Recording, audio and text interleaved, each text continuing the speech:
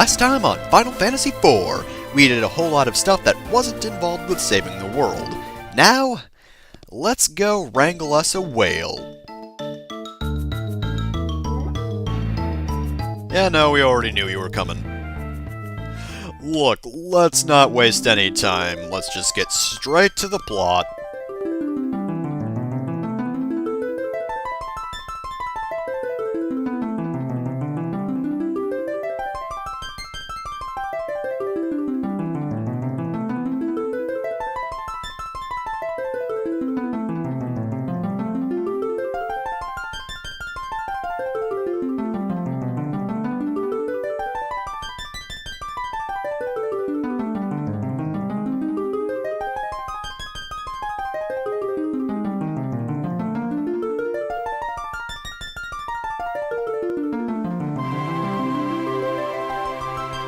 Oh no, the tower's having a seizure!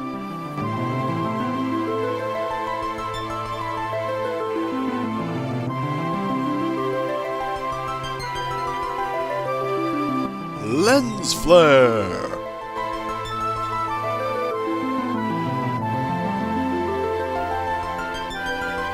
So are we supposed to do anything, or what? Just stand here for a while? Pray now, with all your heart. Raise your arms in the air like you just don't care! There is no other time but now. The time has come, the time is now! Lunar Whale, will you please go now?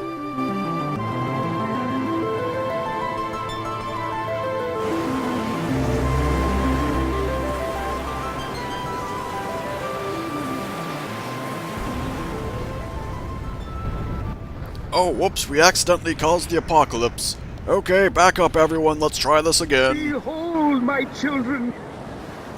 She has heard our prayers.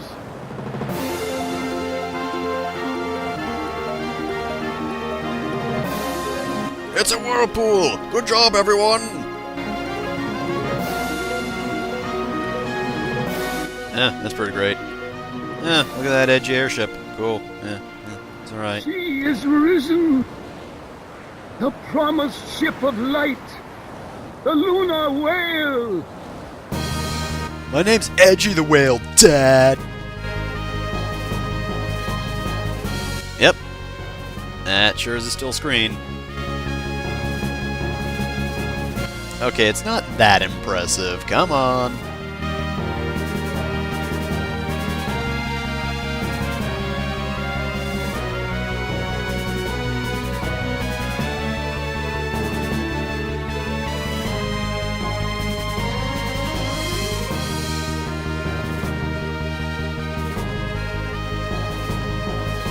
Oh, a teleportation crystal?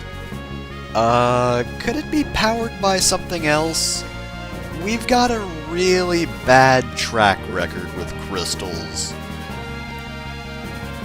Well, you say that, but I'm gonna start blinking the moment we start traveling, and I'm gonna prove you wrong. But we're not going to go on the Lunar Whale just yet. We've got a few things to do.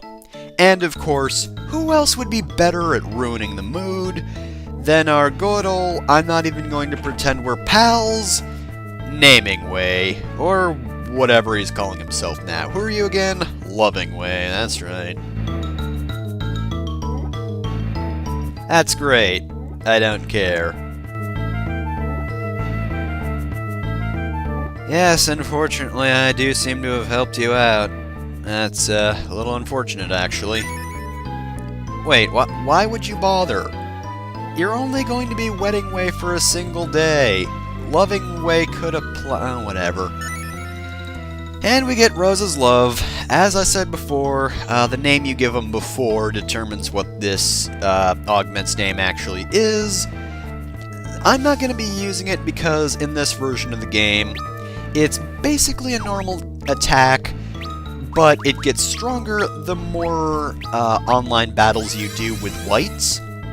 So it's not too useful here. In the iOS and Steam versions of the game, though, it's instead powered up by how many times you cover another character in battle. So that is potentially way more useful. but I think it's like a permanent upgrade, so it's pretty good if you can raise its power, but I can't, so I'm not going to. I'll give it to Cecil, but other than that, yeah, it's not going to see any use. I'm sure Kane would love to get this augment, but he's not in the party now, is he? And we're still not going to go on to the lunar whale. So I did do a bit of editing here because what I'm about to do isn't possible until you've gone to the moon. Now you can't just go to the moon and come back, but I felt like that would be really anticlimactic, so I just cut this in. So we're going down to Kokel's Forge because moving on to the moon is the story point you have to get to in order to activate Kokel actually finishing the sword. Right, and with this... Hey Kokel, how's it going? You done? Because I kinda need that sword. Oh cool, Excalibur. Indeed it will. Excalibur is one of Cecil's strongest swords, and it again has the light elements, just as it did in its previous form. Aw, that's nice. Well, let's see how everyone reacts to that. Wait, how can it be the Holy Blade of Legend if it was just created? He literally just made Excalibur. Like, he reforged it from an old sword, so... Was the Mythraven blade previously Excalibur? Did it just have a lot of rust on it? Is that what he did to improve it, remove all the rust? Oh well, whatever. So Edge is happy about him being a master swordsmith, and with good reason. Once you leave and come back, there will now be a shop open in this area.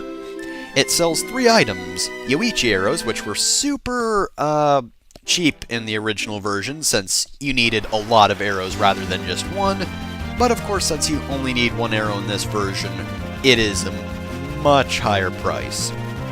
Then you have normal shurikens, which were actually pricey in previous versions, but they really lower the price in this version. Apparently it's only 650 gil. And they also sell Fuma shurikens, which are the best shurikens in the game. No matter what version you're playing, it's always 50,000 gil, so always pretty expensive. But without further ado, we're going to enter the lunar whale. And welcome aboard, the final airship of the game. So, the lunar whale is just like the Invincible from Final Fantasy III. You've got a place to rest. We're not going to at the moment. Down over here we have Robo Godsbird. So yeah, this is just a normal fat chocobo, except it's always here, and you don't need Giselle Greens to summon it, so if you want to find Fat Chocobo, then that's the place to do it. And of course, over here, if you touch that console right there, you can fly around the ship normally. This, however, is what we want to interact with in order to go to the moon. Alright, so 1, 2, 3, 4, 5, 6, 7, 8, 9, 10, 11, 12, 13, 14, 15, 16, this is getting tiring, 17, 18, 19, 20, 21, 22, 23, 24, 25, 26, 27, 28, 29, 30, 31, 32. See, that took 32 blinks. That was not the blink of an eye. Speaking of not in the blink of an eye, the lunar whale is the slowest airship in the game, so if you go back to the planet, you are going to want to switch out ships if you want to travel. However, the moon map is fairly small, so the lunar whale isn't too bad up here. Plus, it's the only airship you can get up here, so you're stuck with it. Now, the moon map is pretty small, but I don't want to skip this, even if it is taking a little while, because around here there's something fairly interesting. That face. See that face right there? I'll discuss what that face is later on. It does have different uses depending on what version of the game you're playing. But, again, not our concern. Now, I don't want to move on to anything too big in this part. However, this place is a little optional spot that we can go to. So, whatever could this cave be? Well, first, I guess we have to read character thoughts. Probably because you're not wearing a helmet, Cecil. Your head's going to explode. That was not the blink of an eye. I blinked 32 times, and I could have blinked more. Honestly. And what's with Edge? Oh, the Earth is so round from here. What, was he a flat earther or something? Okay, guys, I gotta be right back. I gotta go tell Reddit that the Earth really is round and we've been wrong all along, and then we're gonna figure out ways to twist that around to make it seem like the Earth is flat. Anyway, here we are in the Hummingway abode. These guys should look familiar, as should that jackass down there. They've all got the same thing to say. They've also got the level lust augment. I don't know, they're just moon creatures.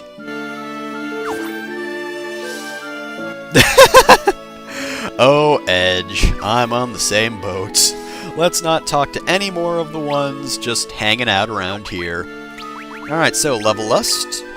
It should be obvious what this does. If you equip this in abilities, then you will gain, I believe it's 1.5 times the experience you normally would from battles. And I was an idiot and I did not immediately equip this to Cecil, which is dumb because I really should have done that sooner. Get as much experience as soon as possible, but don't worry, I will equip it eventually, and trust me, it really helps build experience. Yeah, he was also the worst, buddy old pal. And he's also right here. Once you finish every other part of the side quest, he somehow makes it back up to the moon. I guess he had a spare ship lying around that he could come back home with. Even on the moon, I can't escape this jerk. And what did I tell ya? He's already not wedding way.